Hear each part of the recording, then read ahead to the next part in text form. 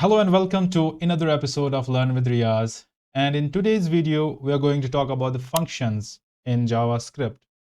When we are writing a program, there comes situations where we have to write the same lines of code again and again.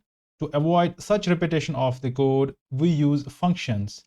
Functions are just a building block of the code that executes only once it is called, and it avoids the code repetition. To further learn and understand about functions, let's jump into the Xcode and show it practically. So here I have the boilerplate of my HTML5 particularly.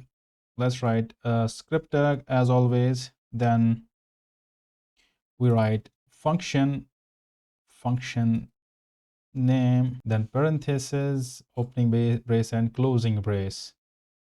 This is just the basic syntax of the function.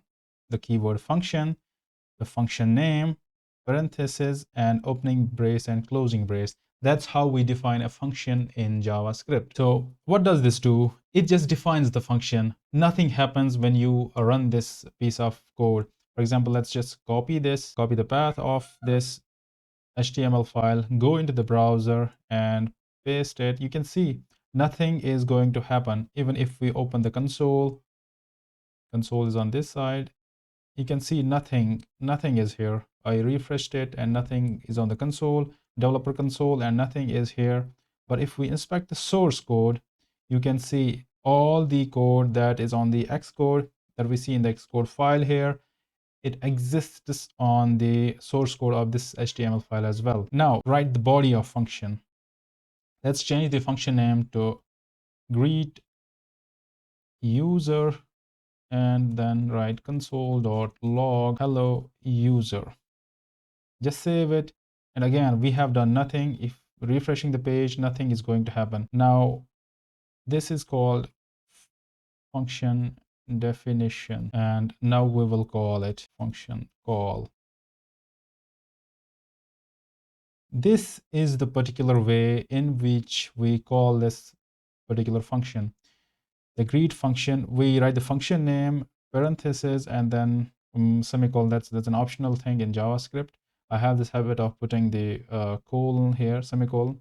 So I use that. Now refresh, you can see hello user appearing in the developer console. So this is the basic type of a function. It doesn't have any arguments. It doesn't return any value. These are the two important aspects of a function. Let's try to understand them. Now this function, it prints a generic message. What if we want to greet a particular username?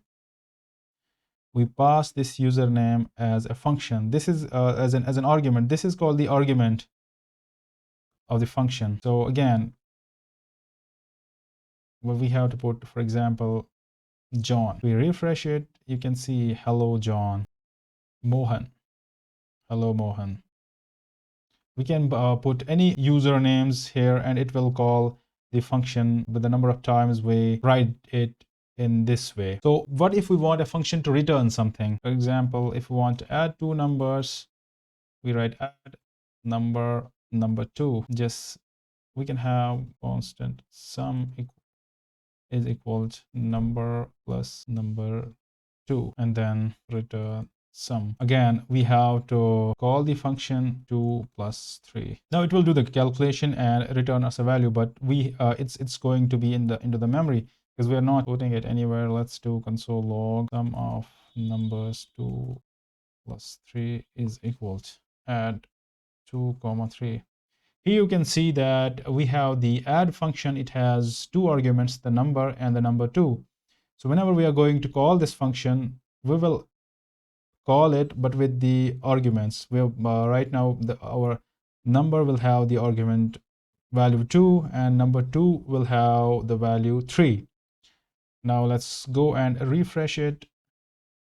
You can see sum of numbers 2 plus 3 is equal to 5. You can see the sum of numbers 2 plus 3 equals, it's the static string, and it's outputting the value that has been calculated by this function. Now we can try to add anything. 12 plus 13. Save and refresh it. It is equal to 25. Whatever you want to add, you can do it this way. So these are just the examples how we define the function, how we use the function. We have understood how we define the function. The function is a keyword that we use to define a function. Then we write the function name. In the parentheses, we have the arguments, and then inside the braces, we have the body of the function.